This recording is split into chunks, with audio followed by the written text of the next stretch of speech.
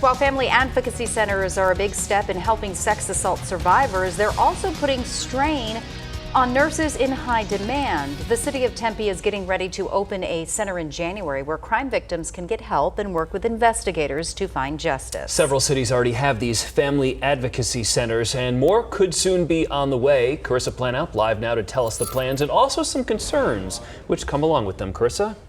Guys, family advocacy centers are places where crime victims can receive services in their community, including sex assault exams performed by nurses with specialized skills.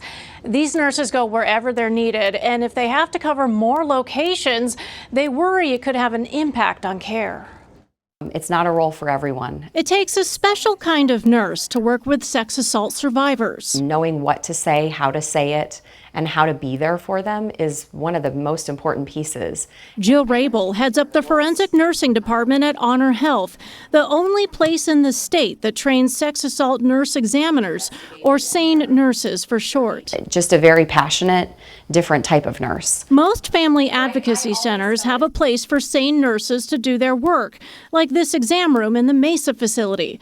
Right now, Rabel's team responds to 6 different advocacy centers to work with victims. They need to have privacy. They need to feel comforted and reassured. Here's the challenge. Several other cities are considering creating their own centers serving victims in their communities.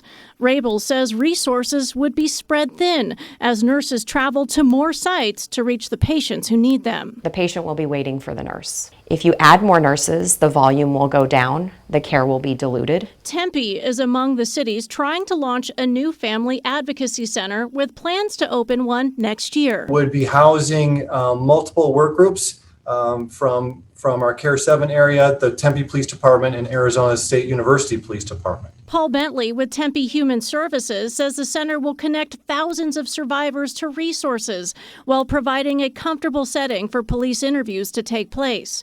Bentley says the city intends to have a Sane nurse available 24/7, but that's still being worked out. We believe we have a plan of action so that that need will be met. Sane nurses play an important role in holding offenders accountable, ensuring prosecutors have the evidence they need to get a conviction. This truly is a one-shot opportunity. While some Sane nurses might perform a handful of sex assault exams a year, Rabel oversees an elite team that conducts exams regularly.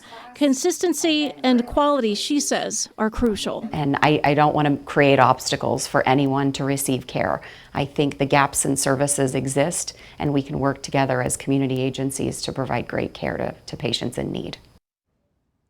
Family advocacy centers can offer so much more than medical exams and police interview rooms. Many of them provide victims with clothing, help with communication and transportation needs, and counseling. So, Carissa, are there any solutions that can help these nurses get to those people who need help? Yeah, there are a few ideas out there. Some folks I spoke to suggest regional advocacy centers might be the way to go. So you have several police agencies in an area using one space, which would cut down how many locations a Sane nurse has to get to.